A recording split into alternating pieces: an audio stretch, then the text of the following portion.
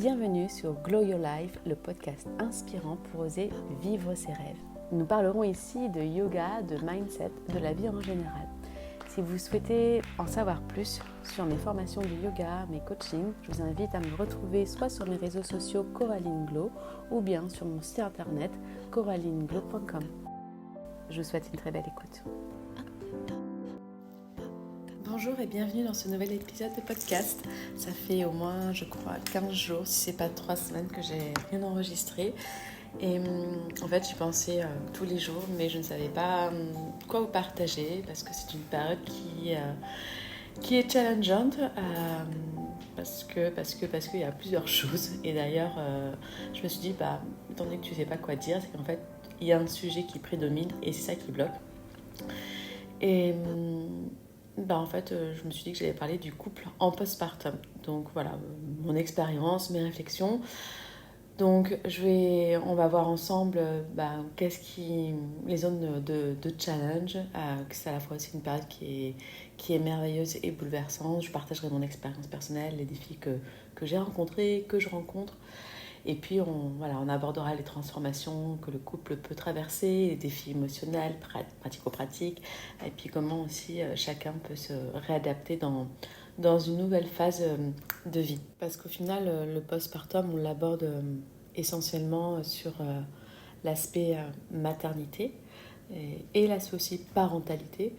Et au final, je trouve personnellement très rarement au niveau du couple, alors qu'en fait, quand on commence à se confier à ses amis ou à des connaissances qui au final deviennent des amis, on se rend compte qu'on passe toutes par là, à des degrés différents et à des moments différents, mais au final on passe toutes par là, alors quand bien même le projet, quand je dis le projet, c'est le bébé était dans mon cas, enfin dans notre cas avec Wang, un projet qui date de 7-8 ans.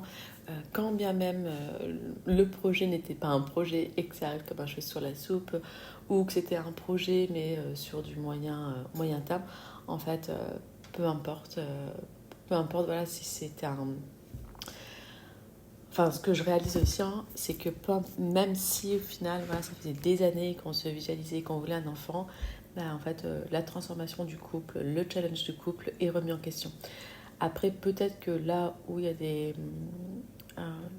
peut y avoir peut-être des différences, ça va être peut-être au niveau de la parentalité ou de l'éducation, parce que voilà, et encore, j'en sais rien, là, c'est ma pure réflexion, j'ai pas encore examiné le sujet approfondi, mais là, je suis en train de me dire que peut-être, voilà, au niveau de la parentalité, si c'est un projet qui est réfléchi depuis des années, ou du moins désiré depuis des années, le couple a le temps d'échanger sur sa vision de la vie, comment aborder l'éducation, etc.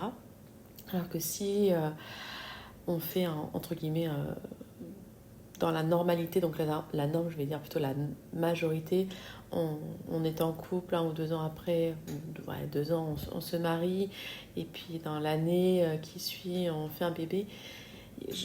Je suppose, mais ça c'est une vision, c'est une perception et c'est un jugement aussi, on prend moins le temps dans cette période de vie-là de parler de communiquer sous l'aspect de la parentalité. On va communiquer on construit sa vie sur ses besoins du couple et on vit entre guillemets les meilleures années.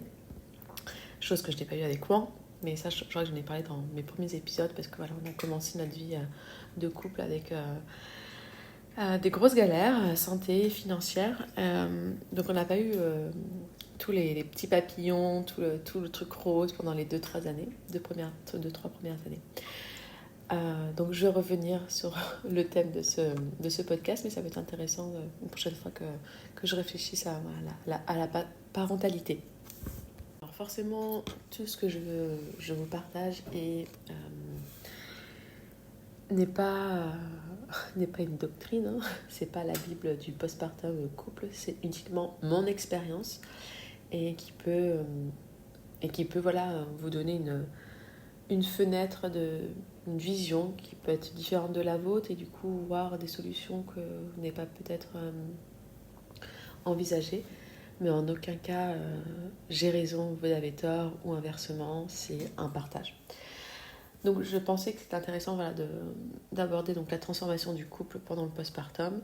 Et quand on parle de transformation, c'est le changement en fait des dynamiques du couple. Parce que forcément, quand un enfant arrive, nos rôles sont complètement chamboulés. Et puis les attentes aussi au sein du couple. Euh, alors, moi en fait, au niveau de mon couple, sincèrement, j'ai plus d'attentes. Alors, c'est pas que je laisse mourir, mais ma priorité est ailleurs. Ma priorité est forcément sur Kathleen et sur moi, dans le sens où il faut que je me régénère, que je me nourrisse intérieurement de ce que j'ai besoin. Et peut-être que je mets ça sous le tapis, mais je me dis que c'est après. Mon couple, je ne le fais pas du tout passer en priorité. C'est comme ça. Je ne peux pas faire pour l'instant autrement, ou je n'ai pas envie de faire autrement pour l'instant. Parce que mon bien-être personnel est plus... en fait, voilà, je vais être cash, est plus important que mon couple. Alors, c'est peut-être une erreur, parce que voilà, le couple, ça fait partie de l'équilibre familial, mais pour le moment, je ne peux pas faire autrement, je n'y arrive pas à mettre mon couple en priorité. Je pense que c'est aussi mon caractère, parce que même avant que Kathleen soit là, c'était moi d'abord, dans le sens où, je sais pas, je vais te donner un exemple, mais ma routine bien-être, c'était vraiment ma priorité. Si j'avais convenu tel jour de faire ça, d'aller courir, même s'il pleut, même si... voilà, si Wang me demandait de rester au lit, etc., je pense pas. Quand j'ai quelque chose en tête et déterminé, et je sais que ça me fait du bien, il faut que je le fasse, j'y vais. Donc c'est un avantage, mais aussi un inconvénient.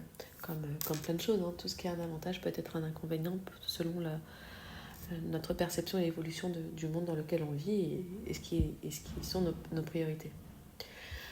Donc voilà, donc mon couple n'est pas du tout ma priorité. Ma priorité, c'est ma fille, c'est moi, c'est mon travail que j'adore, qui me nourrit et dont je n'ai pas assez de temps pour le faire.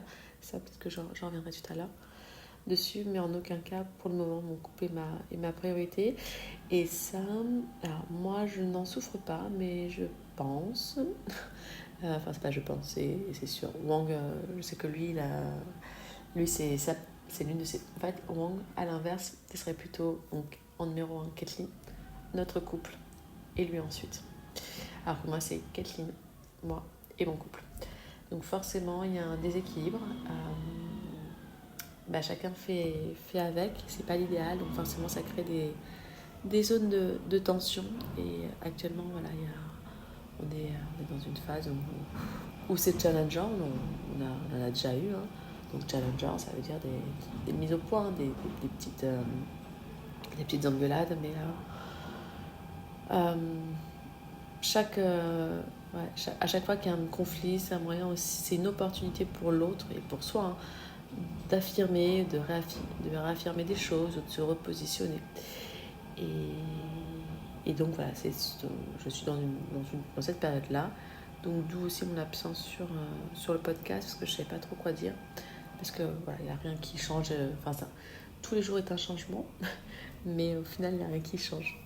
Donc, puis en fait, c'était parce qu'il y avait un sujet, c'était ce sujet que je devais vous aborder. Alors pour moi, le plus grand des bouleversements, c'est la fatigue et c'est le manque de temps.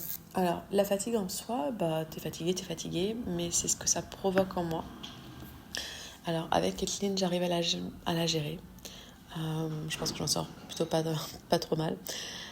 Par contre, je fais payer ma fatigue à Wang, où je suis moins agréable, où des fois je vais démarrer au quart de tour, où je vais pas être patiente.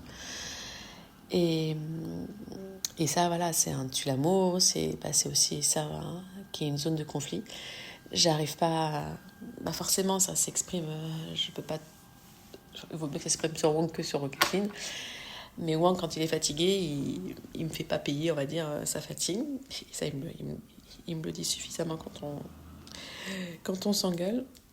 Mais moi, en fait, j'arrive pas et j'arrive pas à prendre sur moi. Je pense que j'ai un côté immature dessus. Euh, alors, socialement, comme je ne suis pas dans une phase de recherche d'amitié parce que ça me fatigue. Parce qu'il faut parler, parce qu'il faut lier des liens et c'est un investissement, c'est un engagement et je ne veux pas m'engager et je n'ai pas envie de m'engager dans autre chose que pour l'instant ma famille et mes projets perso et pro. Donc au final, j'ai personne sur qui pour me décharger. Et puis je me dis, ouais, je pourrais voir une psy pour parler, enfin pour me décharger. Mais en fait, alors je sais pas, peut-être qu'il faudrait que. Je pense, voilà, peut-être expérimenter pour valider ce que je vais dire, mais en fait, c'est sur l'instant et c'est un mécanisme inconscient.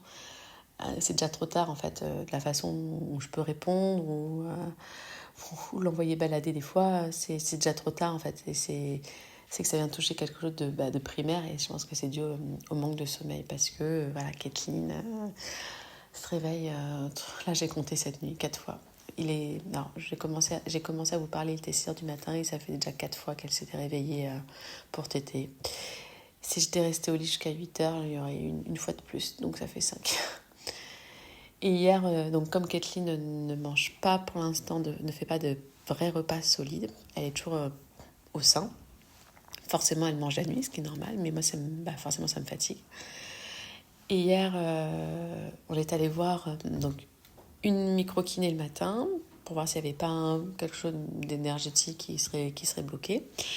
Et l'après-midi, on est allé voir en fin d'après-midi, d'ailleurs, il faut que je vous raconte. Bon, on est allé voir en fin d'après-midi une kiné. On avait rendez-vous à 18h et 17h53, 53, j'étais à la caisse j'étais en train de lui acheter des chaussettes d'hiver et des collants du Paris au même. Et Wang qui m'appelle, oui, c'est à quelle heure le kiné? C'est où le kiné? J'avais complètement zappé le kiné, alors que j'avais pris le rendez-vous la veille, mais j'avais complètement oublié. J'avais j'allais dire le caddie, le chariot, non pas le chariot, la poussette remplie de courses que je venais de faire. Et je m'apprêtais après à aller au parc à Saint-Georges pour que Kathleen puisse jouer. Donc heureusement qu'il m'a appelé parce que ça m'était complètement sorti de la tête, la fatigue. Et donc on avait rendez-vous chez une kiné pour voir si Kathleen n'aurait pas des troubles de l'oralité, des troubles de la déglutition. Alors déglutition, c'était surprenant parce qu'étant donné qu'elle tète et qu'elle mange de la compote, elle arrive à déglutir sans rejet, sans se faire tirer au cœur. Voilà, les troubles de l'oralité. Et donc, on fait un bilan avec la kiné. Et elle me dit, non, mais elle n'a pas un trouble de l'oralité, votre fille. Elle a un trouble du nichon. Et je dis, bon, et ça ne me surprend pas, oui, elle est collée à moi, elle est collée au sein, et tant qu'il y a à manger chez maman à la cantoche, et que c'est trop bon, pourquoi je vais me mettre à faire des efforts, à manger autre chose? Je pense c'est pas que ça, mais probablement beaucoup de ça. Et donc la kiné, Marie me dit, mais c'est épuisant pour vous, vous pouvez pas continuer comme ça. Et, enfin, ça va, vous portez pas sur vous. Et je dis non, ça se voit pas sur mon visage que je suis à bout. Je dis c'est à l'intérieur. Effectivement, j'ai de la chance, mais c'est aussi un désavantage de ne pas le porter sur moi au niveau de la fatigue. Mais en fait, comme ça ne se voit pas, c'est pas un marqueur, donc l'extérieur ne peut pas se positionner par rapport à mon état. Si j'avais une tête de déterré, là on dirait waouh, Coraline, ça va pas, faut que je fasse quelque chose, je vais l'aider, qu'est-ce que je peux faire? Et d'un côté, voilà, j'ai de la chance, je ne marque pas. Mon entourage ne peut pas se rendre compte. Et là, quand elle m'a dit, mais c'est pas possible pour vous, c'est pas viable, etc., je me suis dit, de l'entendre de quelqu'un, ça m'a. Ouais, j'ai eu un soulagement et c'est comme en moi, j'ai pas pleuré, mais comme j'avais eu des larmes de soulagement, tu m'as reconnue, je me sens écoutée. Et quand elle a dit ça, Wang venait d'arriver. Et je lui ai dit, attendez, il faut que Wang écoute. Et parce que moi, forcément, quand c'est quelqu'un qui le dit, surtout s'il y a des frictions en ce moment, c'est pas le même impact. Et là, de la part d'une professionnelle, d'une femme, etc., ouais, ça m'a fait du bien. Ça m'a fait du bien que quelqu'un me reconnaisse mon état, même si ça ne se voit pas. Et donc, elle, par rapport à Kathleen, elle nous a recommandé quelques pistes, dont une, par exemple, c'était que moi, je ne dors plus parce que Kathleen dort avec nous, que je ne dorme plus avec eux, donc je laisse Kathleen et Wong dans le lit et que moi, j'aille dans la chambre de Kathleen, par exemple. Chose pour l'instant que je ne veux pas expérimenter, je vais attendre. Enfin, ça va être le dernier test qu'on fera. Parce qu'en fait, il faudrait qu'on la prive de manger la nuit pour qu'elle ait faim après le matin, pour qu'elle fasse un repas complet. Et encore, j'ai envie de dire, un repas complet le matin, si elle n'arrive à pas manger la nuit, le matin, je pense qu'elle ira à la cantoche de maman. Mais bon, ce ne sont que des suppositions, il faut essayer. Mais la nuit, quand je partirai du lit, ça va être... elle va pleurer. Donc, et il est hors de question qu'on la laisse pleurer pendant un quart d'heure. Donc voilà, ça va être une phase qui va être anxiogène aussi. Donc je préfère qu'on fasse d'autres choses avant. Donc par exemple, là, elle nous a montré des petits massages à lui faire sur le visage pour détendre la mâchoire, détendre les muscles du visage, de la langue. Aussi quelque chose en appui, je crois que ils appellent ça des manœuvres, je ne sais pas comment, enfin des manœuvres au niveau de la face pour la faire déglutir. Donc en fait, c'est comme on met les pouces sous la gorge, au niveau de la glotte, et on remonte vers le palais et ensuite vers le menton. Et ça, on appuie doucement. Et ça permet en fait de faire saliver. Et si on salive, on déglutit. Donc voilà, il y a ça. Elle nous a proposé aussi de tester d'autres textures d'aliments. Donc, comme elle a vu qu'elle mangeait du muesli craquant, elle nous a proposé d'acheter d'autres céréales, des chips, des choses comme ça. Alors je lui ai dit, écoutez, moi les chips, c'est ce qu'elle me dit, oui, vous savez, les Monster Munch, oui, mieux vaut tous les manger ou pas. Je dis, voilà, moi au niveau de la nourriture avec Kathleen, je fais attention à ce que j'achète. Déjà, non, on n'achète pas pour nous. Mais en rentrant, voilà, on s'est arrêté à un magasin bio et j'ai pris des chips aux lentilles et des choses comme ça. J'essaie de... Voilà, entre un enfant qui mangeait de la merde, on va dire, et puis pas manger, je suis d'accord que mes règles et mes convictions, mes valeurs, à un moment donné, il faut un peu que je les adoucisse. Donc, je lui ai pris des chips, mais des chips moins toxiques, on va dire, que les vrais chips. Donc, il y a ça. Elle nous a demandé aussi de faire tester de la pâte, qu'elle malaxe avec ses mains. Parce que voilà, les mains, la sensibilité des mains aussi, ça peut être lié avec la mâchoire, la bouche, etc. Donc, comme elle met tout à la bouche, je vais pas acheter de la pâte à modeler, mais on va faire de la pâte à sel ou même de la pâte à manger. Je me dis que ce soir, je ferai une tarte aux aubergines et je vais faire un peu de pâte en plus. Et là, essayer de jouer avec, comme ça, si elle mange, c'est pas grave. Ça, elle nous a montré également des petits jouets. Ce sont des jouets achetés par correspondance c'est notamment les professionnels qui achètent, mais c'est ouvert même aux particuliers pour le souffle.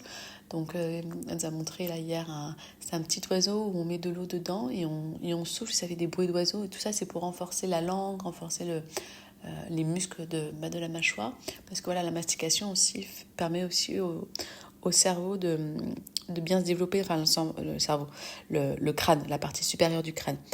On a pris mais par contre, voilà, Kathleen, elle a un développement qui est normal. Mais c'est en fait pourquoi on a été voir une kinésiologue, une micro-kiné, et puis une kiné spécialisée pour les enfants. C'est parce que Kathleen, alors, elle prend un petit peu de poids, elle grandit, mais elle commence à casser sa courbe de croissance.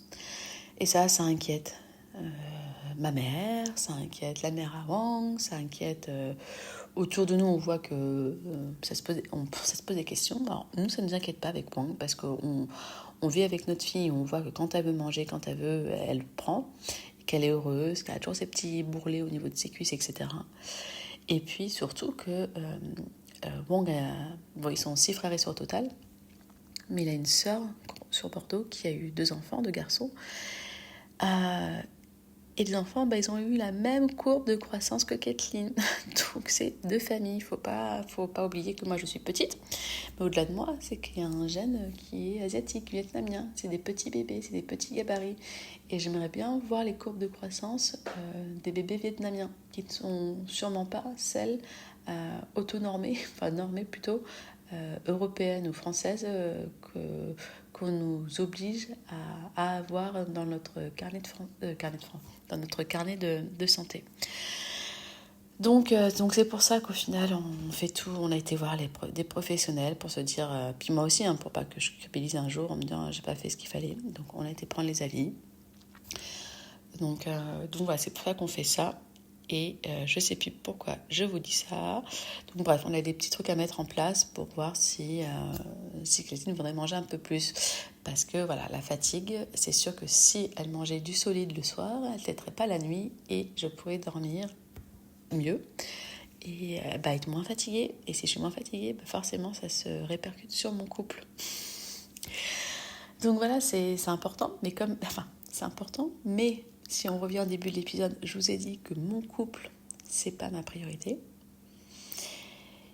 Et voilà, j'ai ma part de responsabilité là-dedans. Enfin, vous voyez, il y a plein de choses qui se jouent aussi dans l'alimentation de Kathleen et que je ne suis pas prête à la laisser pleurer, à partir du lit conjugal, à faire plein de choses ou à mettre Kathleen dans sa chambre parce que tout simplement, voilà, je suis honnête avec moi-même, je suis honnête avec vous, c'est pas ma priorité pour le moment. Alors, peut-être que... Et ce qui est dommage parce que j'ai d'autres voyants avant d'avoir le voyant rouge, mais il faudrait pas que j'attende le truc, on n'en est pas là, mais le voyant rouge en disant, voilà, on a à 2 doigts de se séparer, par ma faute, entre guillemets, parce que mon couple n'était pas ma priorité. Et s'il le devient en zone rouge, je vais ramer au final. Alors, on n'en est pas là, on en est loin de là, avec quoi on a plein de projets encore. Mais voilà, je suis consciente de tout ça, mais comme pour l'instant, je suis têtue, je ne vais pas trop changer sur ça, et je ne sais pas trop comment faire, et je fais ce que je peux, surtout aussi, voilà où on en est. Donc la fatigue, et surtout, alors tout ce qui est responsabilité, non, enfin franchement ça va quoi, c'est...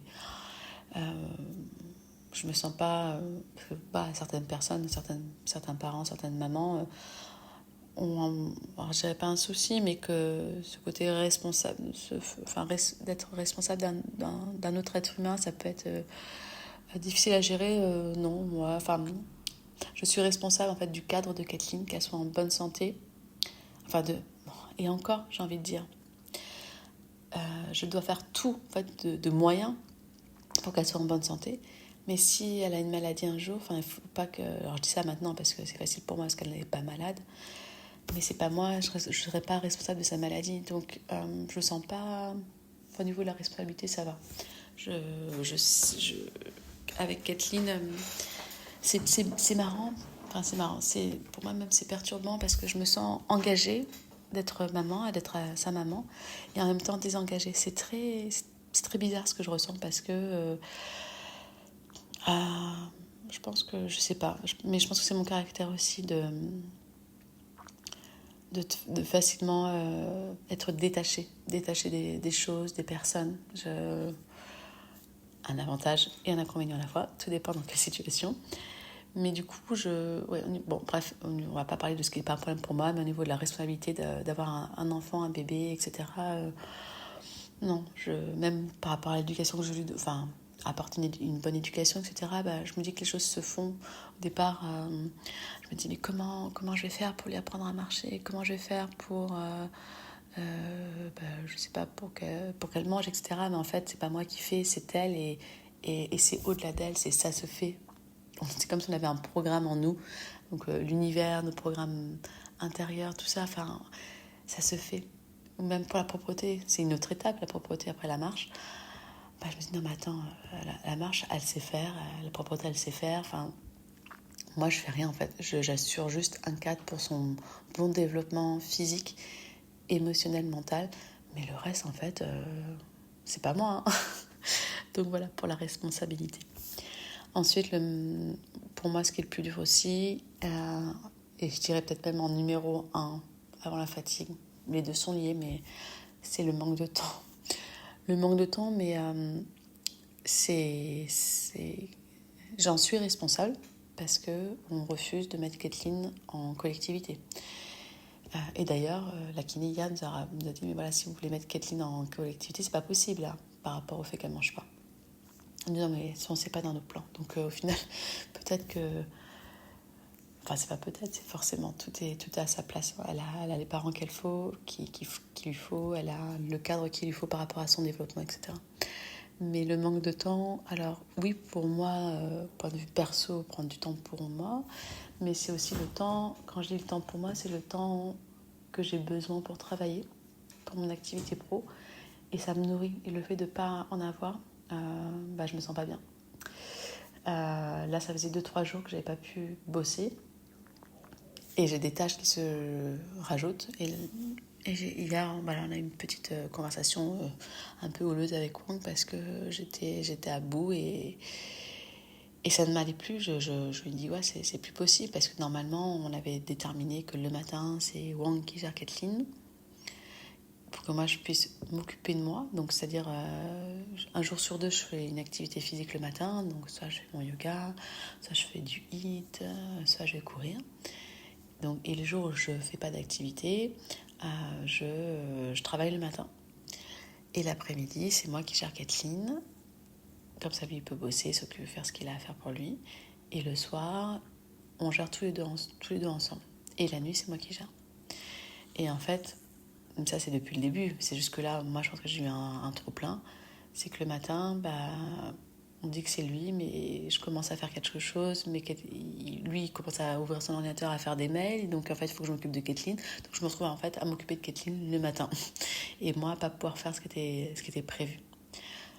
Et donc je lui dis que c'est plus possible parce que ça me rend pas bien et je vais être désagréable et je vais pas être désagréable avec Kathleen, mais je vais être désagréable avec lui forcément parce que ça me pèse et donc là, c'est ça qu'il faut qu'on fasse attention, que le matin, c'est vraiment pour moi et l'après-midi, c'est pour lui. Et que mais le matin, c'est pas... Parce que ce qui s'est passé hier, après notre conversation, donc j'ai pu faire mon ashtanga le matin. Mais après, voilà, j'ai douché et il était 11h30, j'ai commencé à lui donner à manger, parce qu'on lui met quand même des petits trucs à picorer. Dès qu'on mange, on la met à table avec nous et on lui fait goûter des choses. Mais comme on avait rendez-vous à 13h, c'est pour ça qu'à 11h30, je lui ai proposé de manger. En fait, c'était moi qui m'occupais. Et non, la matinée, elle se termine pas à 11h30, elle se termine pas à midi. J'ai envie de dire que si elle commence à 9h, ça se termine à moins à midi et demi. Donc il faut qu'on se pose avec Wang, sans Kathleen, il faut qu'elle dorme pour qu'on puisse parler sans être interrompu et qu'on soit calme. Parce que, dans le sens calme, parce que si elle est en train de jouer ou qu'elle est là réveillée, on a toujours un œil sur elle et on n'est pas pleinement disponible pour l'autre et pour échanger. Et voilà, et de se dire, voilà, on communiquer clairement et poser les choses, même par écrit, s'il le faut. Toi, c'est ça, de telle heure à telle heure, toi, c'est ça. Et évidemment, après, on peut switcher, on peut modeler quand il y en a un qui a un rendez-vous, etc. Mais de se dire, c'est ça au maximum, parce que sinon... pour moi, si ça, je ne l'ai pas, je vois bien qu'après, c'est tout l'équilibre à la maison qui va être chamboulé. Donc pour moi, ça, c'est vraiment très important.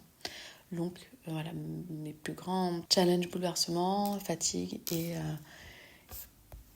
le manque de temps. Après, comme je vous le disais, et c'est important que je le souligne encore une fois, tout ce que je vous dis, c'est avec notre façon de fonctionner, notre mode de vie, etc. Parce que... de faire ce choix d'élever Kathleen à temps plein. Sincèrement, je ne pourrais pas le faire si Wang n'était pas dans la même démarche que moi. Parce que Wang, il s'occupe aussi bien de Kathleen que aussi bien et autant.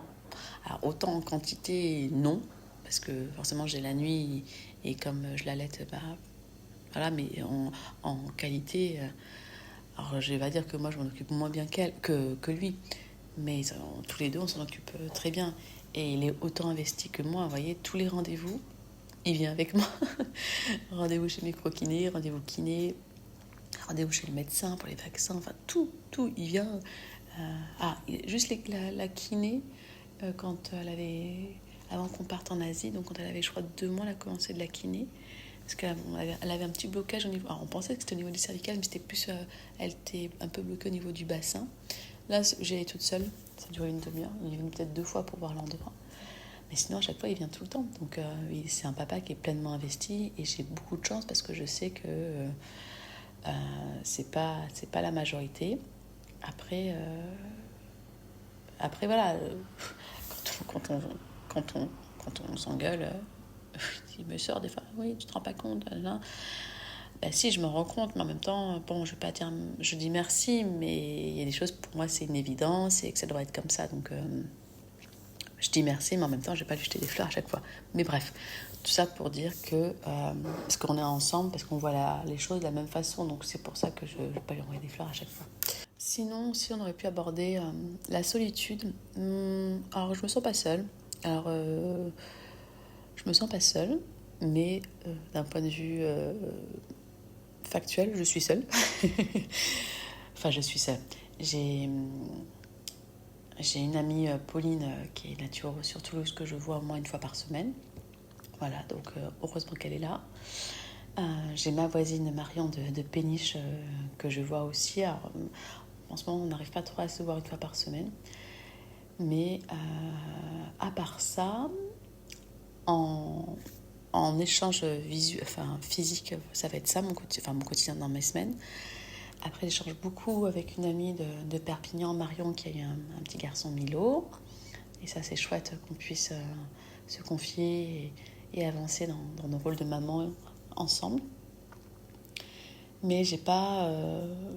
Wang, il a des groupes de copains, d'amis. Moi, j'ai pas cherché à me créer une autre vie sociale que celle que j'avais à Perpignan, d'ailleurs. Et puis, comme je vous disais, je pourrais avoir parce que là, par exemple, Kathleen s'est fait une petite copine dans un parc, Paola. Et les parents les a invités un soir à l'apéro, enfin, un apéro dînatoire à manger. C'était long, c'était trop long. Enfin, ils sont restés peut-être 3 heures, mais c'était trop long pour moi de parler. J'avais pas envie. Alors, peut-être que vous allez me mettre l'étiquette antisociale, mais mon état de fatigue, où en fait, je peux pas m'intéresser. J'ai pas d'espace pour m'intéresser aux autres de loin, c'est-à-dire je m'intéresse aux autres familles proches, mes amis. Mais après, sur un nouveau cercle et des gens un peu plus loin, je n'y arrive pas et j'ai pas envie parce que ça serait me charger et me nuire au final. Donc 3 heures à parler de tout et de rien, ça me nourrit pas. Wang était content parce que Wang est quand même plus sociable que moi. Mais moi, c'était un peu trop. Mais c'était chouette pour Kathleen et j'étais contente. Hein. Mais au final, à un moment donné, j'ai dit, bon, je vais aller coucher Kathleen parce qu'elle était ronde. Donc, c'était pas une excuse. Mais pour moi, ça m'a permis aussi de... Parce que je suis pas revenue après dans le salon avec eux. Donc, mais je suis pas... non, je suis pas dans cette démarche de me faire des amis. Alors, j'échange avec des gens. Par exemple, hier, on sortait du café Bong, un petit café vietnamien que j'adore. Et on recroise une maman viette avec sa fille que j'avais déjà vue, je crois que la semaine dernière, quand j'étais allée avec ma belle-mère. Et du coup, on échange. Et puis, c'est moi, naturellement, qui propose de prendre son numéro de téléphone pour que les filles jouent ensemble, pour qu'on se revoie, etc. Donc, je ne sais pas que je veux voir personne, mais c'est pas ma priorité de construire quelque chose. Si ça se construit, tant mieux. S'il y a quelque chose qui doit évoluer, germer, ça se fera. Mais je ne suis pas dans cette recherche de parler, de vouloir sociabiliser, etc. Je suis à l'aise dans le silence, je suis à l'aise parce que j'ai l'habitude aussi. Hein, donc, j'ai l'habitude et ça fait partie aussi de mon moyen de fonctionnement et d'être opérationnel. D'être opérationnel pour moi-même, pour Kathleen, mais aussi avec vous, quand je vous coach, quand je vous donne des ateliers, quand je vous donne des formations. Et c'est marrant parce que j'ai réalisé ça. Alors, Chloé Bloom, c'est aussi une coach qui est très, très connue, très suivie sur les réseaux. Et je sais plus je crois qu'elle poussait un coup de gueule en story. Je sais plus comment c'était, mais en gros, que j'ai fait le lien qu'en fait, plus on aide de gens, ou du moins plus on impacte, plus on partage des choses comme je fais, mais moi c'est à petite échelle, plus en fait proportionnellement on a besoin de couper et d'être dans une bulle où on n'a pas besoin de beaucoup de monde en fait. Et clairement, je ne pourrais pas vous aider quand je voilà dans tout ce que je vous quand on est en contact ensemble si j'avais pas ce caractère. Alors je suis autant introvertie qu'extravertie, mais que voilà quand je sors hors du pro, je suis plus une introvertie qu'une extra, je pense. Parce que ça me permet de me recharger aussi, d'être en introspection, de digérer les choses, d'apprendre. Ça n'existe pas ce mot de réflexionner, mais puis un point, le ressenti dans peut-être aussi l'éloignement, dans des fois que certaines personnes peuvent ressentir dans le couple. Alors alors, je vous parle de moi. Peut-être que si j'interrogeais Wang, il vous dirait autre chose.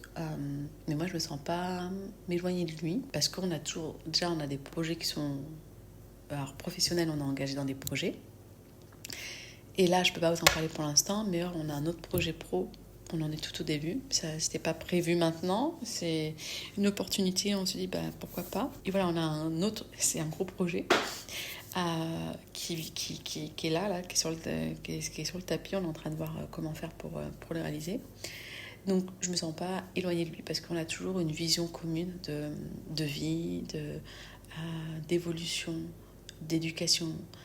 Donc c'est ça aussi qui nous rapproche. Par contre, dans ce cadre, dans ce contexte-là, par contre c'est vrai que mais je peux pas vous dire parce que je le vis pas.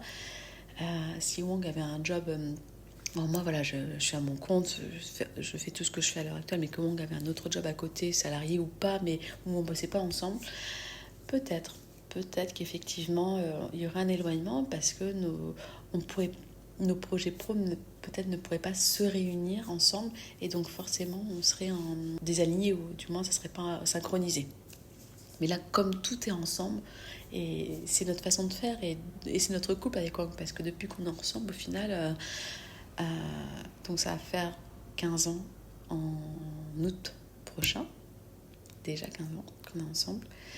On s'est mis ensemble en août 2010 et en mai 2011 on a eu un accident de moto où lui il a perdu son travail, etc. Et à partir de là on a toujours tout fait ensemble, le boulot, etc. On a toujours vécu ensemble, donc c'est vraiment on sait pas faire autre chose. Donc c'est pour ça que probablement que notre couple tient aussi, même si c'est challengeant, même si on s'engueule régulièrement, etc. Alors en même temps, mes grands-parents, c'est un peu le modèle de mes grands-parents qui ont toujours tout fait ensemble et puis qui s'engueulent pour le boulot, des choses comme ça, mais qui s'aimaient extrêmement fort jusqu'à la fin. Donc voilà, l'éloignement non, parce qu'on a une vie où on est ensemble. Mais effectivement, je peux pas vous parler d'autre chose que je n'ai pas expérimenté.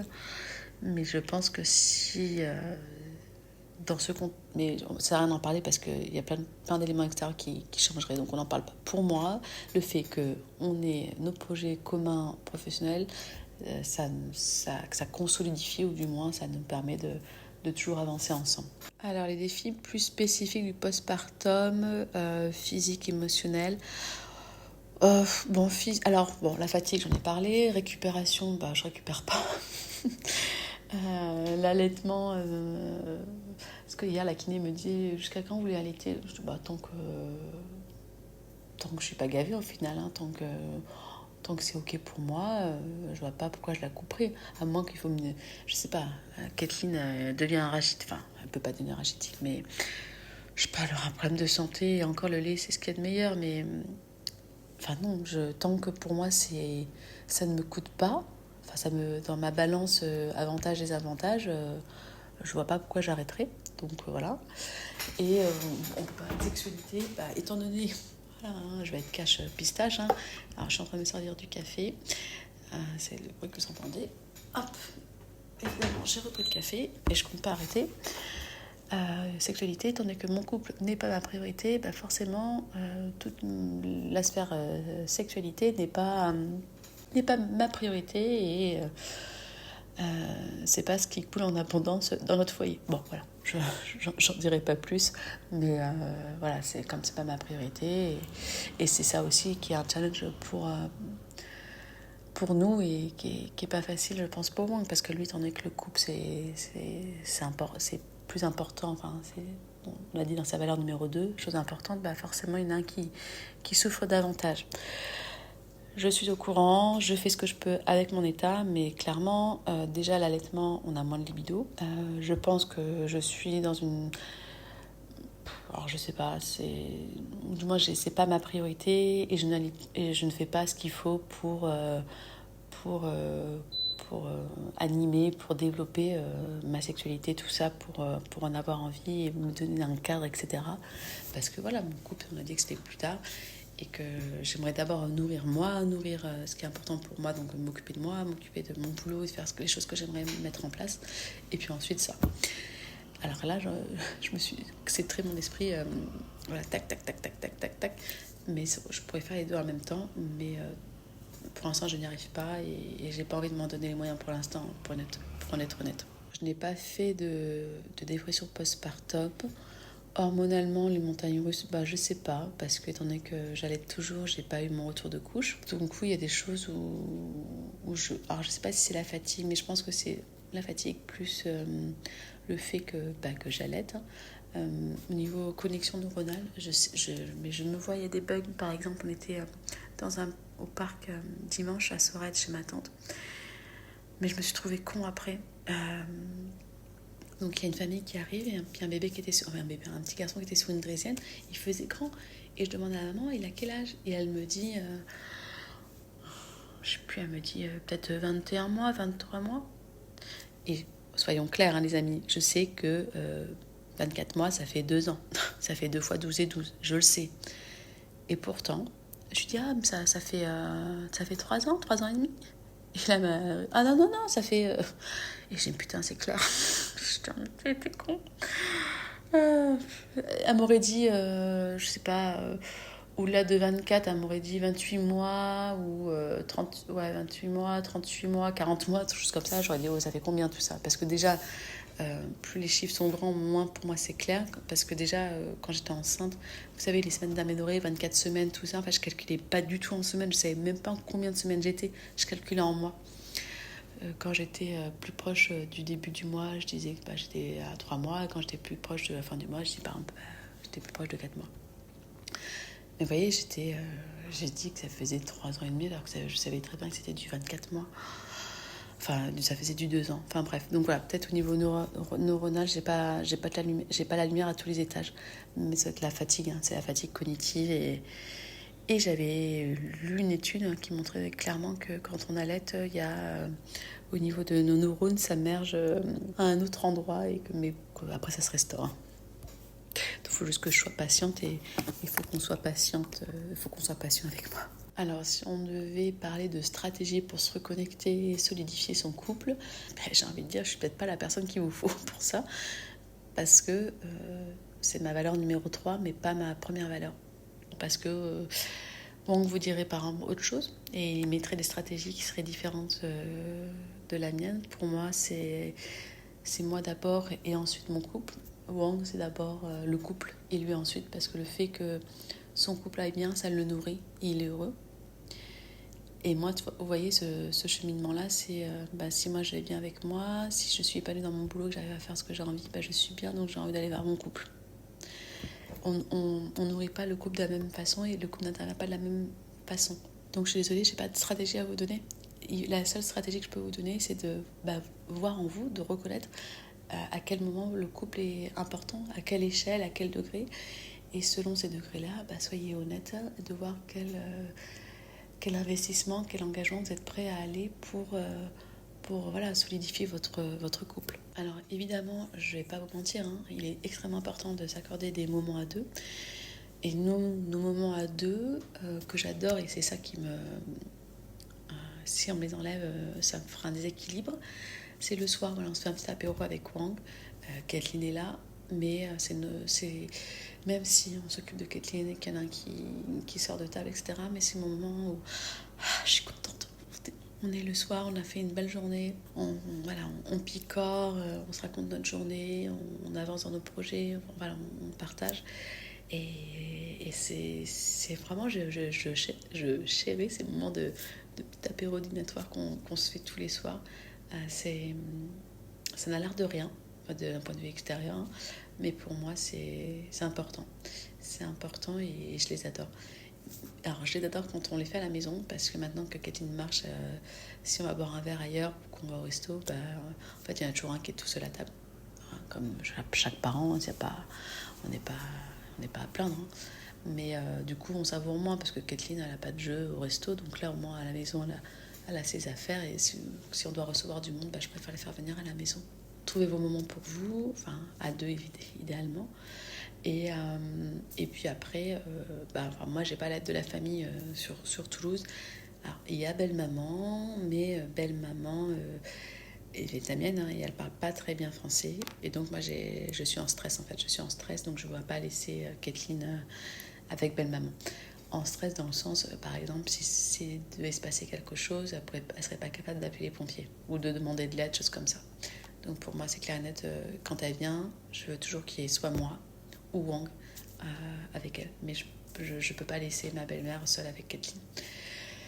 Donc voilà, alors j'ai une prof de yoga qui s'est proposée de faire du babysitting, donc ça peut être une solution. Mais voilà, c'est une solution qui est pas the solution pour nous, tellement que Kathleen n'est pas réglée, dans le sens, elle n'a pas d'horaire pour faire la sieste. C'est quand elle fait une sieste dans la matinée, et ça c'est Wang qui gère normalement, et une sieste dans l'après-midi, mais je ne sais jamais à quelle heure. Donc de faire venir quelqu'un pour la garder, donc voilà, ça peut être du dépannage de temps en temps, mais je ne peux pas me reposer sur ça. Peut-être que vous, de temps en temps, oui, peut-être que pour vous ça marche.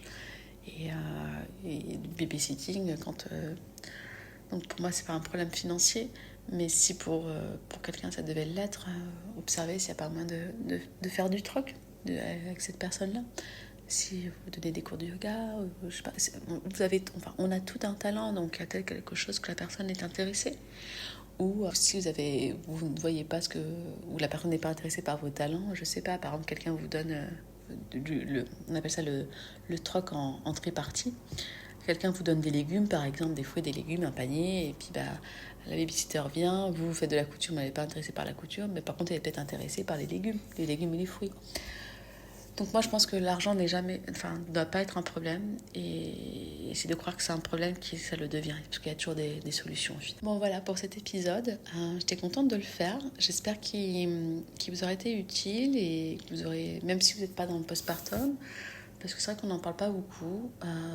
Alors, j'avais ma copine Marion qui me disait, mais si on en parlait, peut-être que du coup, les hommes, les papas, ils ne pourraient pas être papa, ils ne pourraient pas être, faire d'enfants. Mais en fait, même si on le dit, même si je fais un épisode de podcast, même si quelqu'un écrivait un livre, même si, en fait, même si, je pense que ça ne changerait rien. Il faut le vivre. Et je suis contente de vivre tous ces changements de remise en question, de challenge, parce qu'ils me permettent aussi de me redéfinir, de me repositionner. Ils m'ouvrent à d'autres perspectives de vie, d'évolution. Ça me fait rencontrer d'autres personnes aussi, ça me rapproche d'autres personnes, ça me fait faire le ménage avec certaines personnes.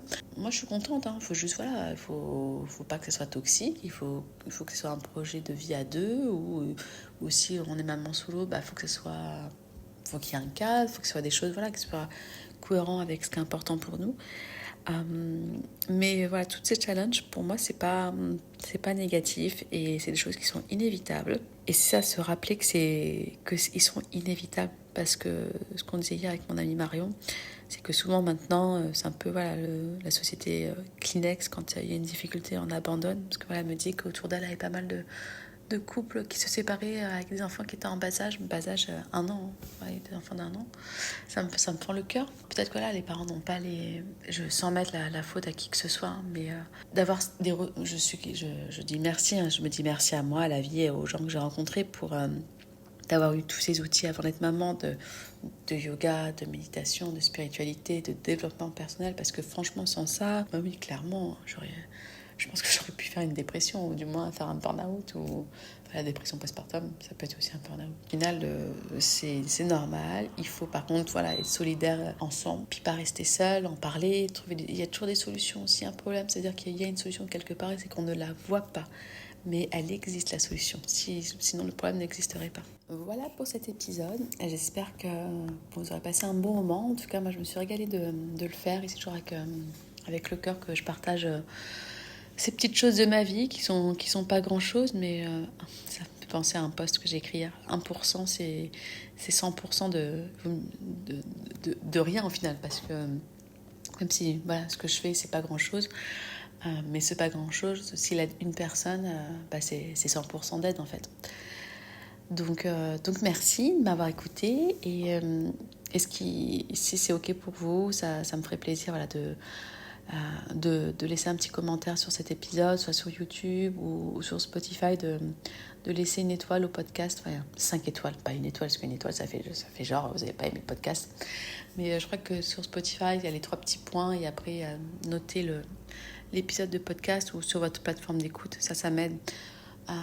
Ça m'aide, et puis ça me montre que, qu'il y a du monde derrière pour écouter ce que je dis, parce que même si je le fais avec le cœur, c'est du temps que je me suis levée à 6h, parce que j'arrivais pas à me rendormir, mais j'aurais pu faire autre chose, mais je me dis non, je vais faire le podcast, donc c'est du temps que je prends. Donc c'est toujours valorisant que ça réponde, qu'il y a un retour, et ce retour, c'est vous, et de me le matérialiser, de me le montrer, ça peut être un petit commentaire de soutien, ça peut être une petite étoile, une bonne note, ou un abonnement sur ma chaîne YouTube, tous ces petits trucs-là, ou un abonnement sur Instagram, ou un petit commentaire, un petit message, c'est ça. Mais et si vous le faites pas, c'est pas grave du tout. N'hésitez pas à partager cet épisode autour de vous, à quelqu'un qui en aurait besoin. Ça peut être par exemple... c'est vrai, si pour le moment vous n'arrivez pas à communiquer avec votre partenaire, vous pouvez très bien lui envoyer cet épisode-là. Au moins, il comprendra peut-être le message, ou ce sera un moyen d'amorcer une discussion. Et voilà, écoutez, je vous dis à je ne sais pas quand, parce que c'est toujours sans pression que je continue à faire le podcast. Je vais envoyer une newsletter prochainement, parce que là nous sommes le 25 septembre, et dans 6 jours, les 2 early bird des 2 prochaines formations que je fais, donc le yin et le restauratif à Toulouse en décembre, prend fin. Et également le early bird de la formation à Bali en 200 heures Ashtanga Vinyasa, qui aura lieu en avril, se termine. Donc il faut que je prépare une newsletter pour dire à toutes les personnes qui étaient intéressées, qui m'ont demandé les brochures, de leur dire si vous voulez vous inscrire, si vous hésitez, c'est dommage d'hésiter encore, parce que le tarif préférentiel prend fin. Alors pourquoi je fais un tarif préférentiel ? C'est tout simplement parce que quand je loue des espaces, etc., j'ai des sommes d'argent à verser, et moi ça me permet en fait de moins avancer de la trésorerie. Donc plus on paye tôt, plus c'est un petit avantage que je peux vous offrir, et qui moi me soutient aussi. Donc voilà pourquoi je fais early bird. Bon, cette fois-ci c'est la bonne. Je vous dis à très bientôt dans le prochain épisode de Glow Your Life.